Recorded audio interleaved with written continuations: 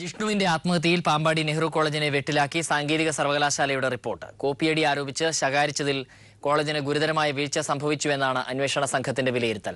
കോളേജിന്റെ അഫിലിയേഷൻ പുതുക്കി നൽകുന്നതിൽ ജാഗ്രത പുലർത്തുമെന്ന് സർവകലാശാല രജിസ്ട്രാർ GP പത്മകുമാർ പറഞ്ഞു. സർവകലാശാല റിപ്പോർട്ട് ഉടൻ സർക്കാരിന് സമർപ്പിക്കും.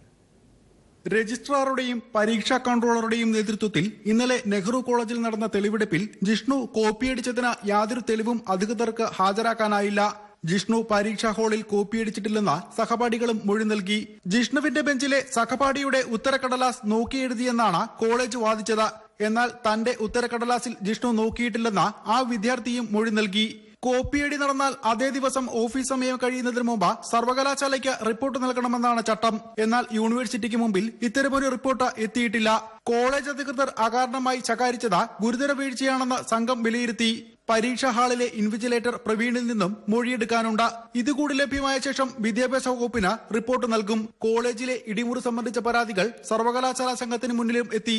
പീഡനങ്ങളെ സംബന്ധിച്ച പരാതികൾ കണക്കിലെടുത്ത കോളേജിന്റെ അഫിലിയേഷൻ പുതുക്കി നൽകുന്ന കാര്യത്തിൽ സർവകലാശാല ജാഗ്രത പുലർത്തുമെന്ന് രജിസ്ട്രാർ GP പത്മകുമാർ പറഞ്ഞു.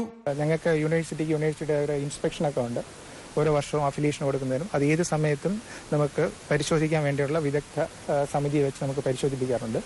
ആ രീതിയിൽ ഞങ്ങൾ മുന്നോട്ട് പോകും. സർവകലാശാല റിപ്പോർട്ട് ലഭിക്കുന്നതോടെ സർക്കാർ തലത്തിലും കോളേജിനെതിരെ നടപടികൾ ഉണ്ടാകുമെന്നാണ് സൂചന.